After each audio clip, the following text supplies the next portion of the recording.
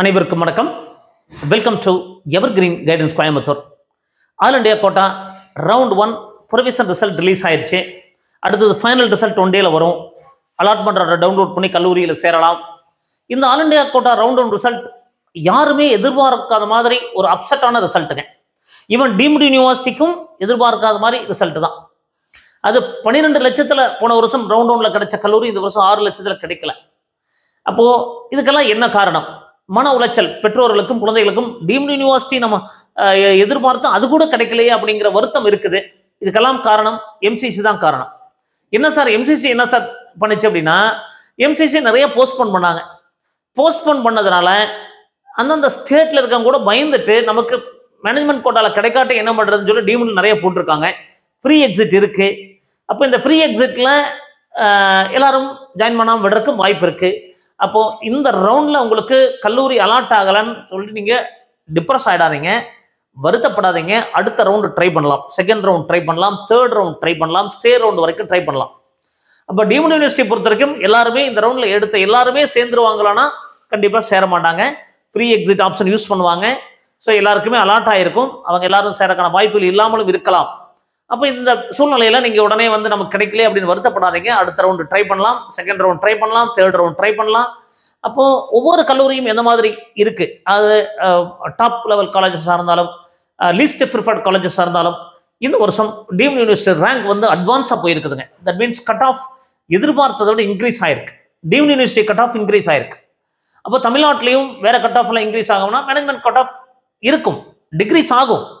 But deemed university cut of பொதுவாக last year விட increase ஆயிருக்கு. ஸோ ரேங்க் அட்வான்ஸாக போயிருக்கு. ராமச்சந்திரா மெடிக்கல் காலேஜ் பொறுத்த வரைக்கும் பார்த்தீங்கன்னா ஒரு 3 லட்சத்தில் கிடைக்கிறது 3 லட்சத்தில் கிடைக்கும். பட் 2,63,000 க்ளோஸ் ஆயிருக்கு Ramachandra medical college Chennai. Saveetha medical college ஒரு 5 lakhsல கிடைக்க வேண்டியது 4,32,000 க்ளோஸ் ஆயிருக்குதுங்க. 4,32,358 ரேங்க்ல க்ளோஸ் ஆயிருக்கு சவிதா மெடிக்கல் காலேஜ்.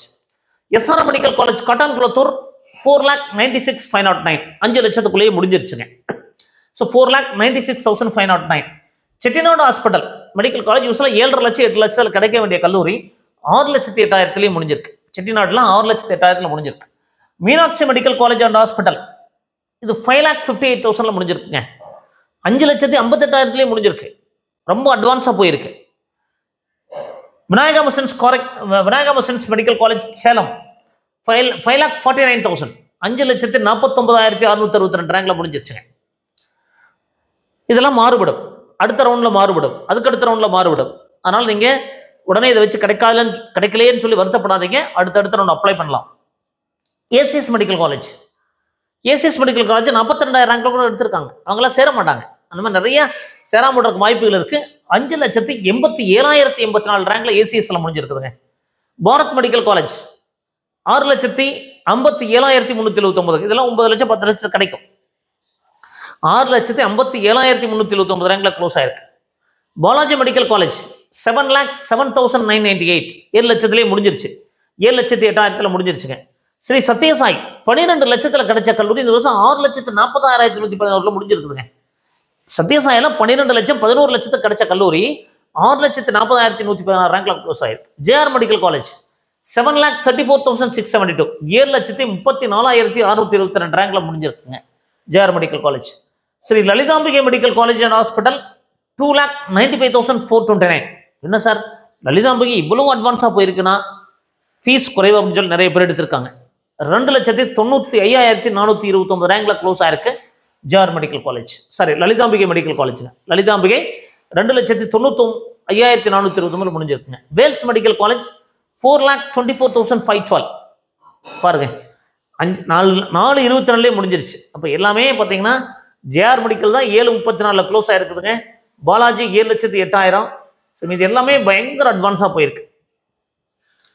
அடுத்து மகாத்மா காந்தி மெடிக்கல் காலேஜ் 5,81,782 5,81,000 முடிஞ்சிருச்சுங்க. மகாத்மா காந்தி புதுச்சேரியில் இருக்கிற கல்லூரி. Vinayaka missions medical college Karaikal 4,91,918 4,91,918 ரேங்க்லேயே முடிஞ்சிருச்சுங்க. Vinayaka missions Karaikal. Arupadai Veedu medical college Puducherry 5,93,506 5,93,506 close ஆயிடுச்சு.